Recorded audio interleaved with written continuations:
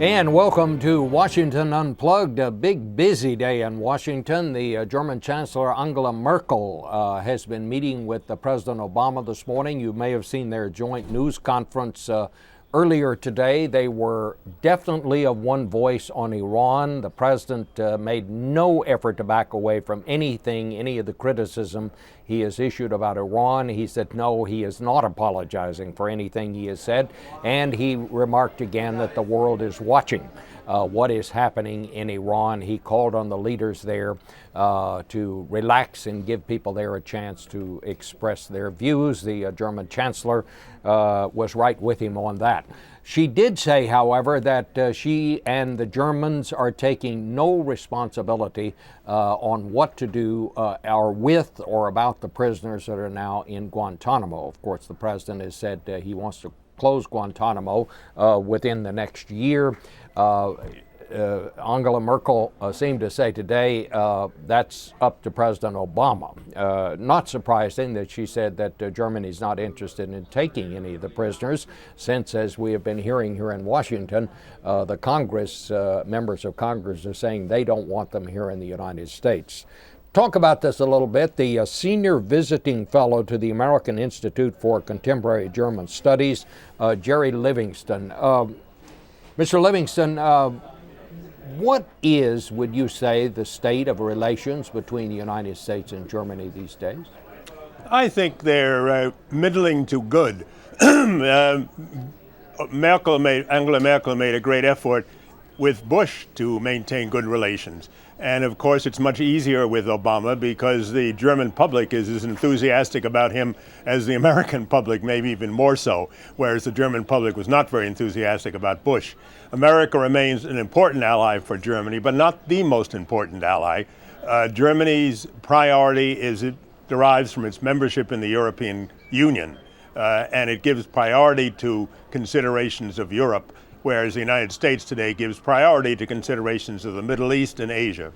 It's very interesting to say that America is not Germany's most important ally. I think that just shows the changing landscape of the world as we're now coming to know it.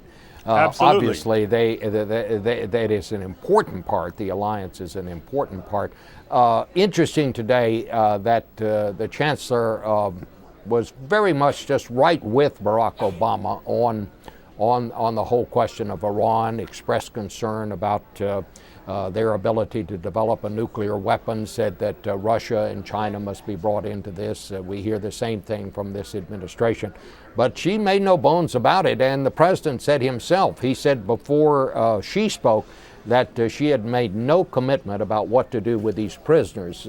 As I said just a second ago, I don't find that all that surprising, in that the U.S. Congress is telling the president, members of Congress, they don't want any of these prisoners settled in their districts. So what did you make of that? Well, I think she recognizes the importance of the congressional viewpoint. One thing that's very important to remember about Germany is that the executive branch, that is the chancellor, does not have as much power relatively in foreign policy as the American president does. Not only does the parliament, the Bundestag, have to approve, for example, every troop increase in Afghanistan, the parliament has to approve it. And not only that, but the German Supreme Court gets into foreign policy issues, which our Supreme Court never does. So don't forget the chancellor is somewhat constrained by the other branches of government, the legislative and the judicial.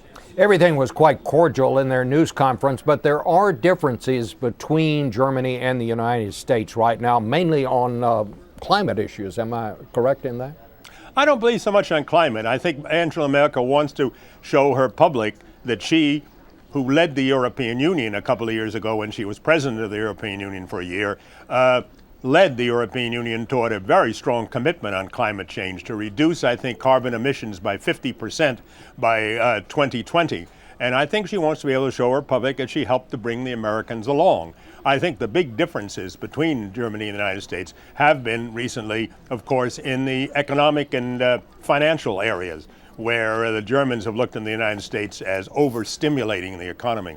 All right. Well, thank you very much, Gerry Livingston, for bringing us that perspective on this visit by Angela Merkel to the United States and to the White House today.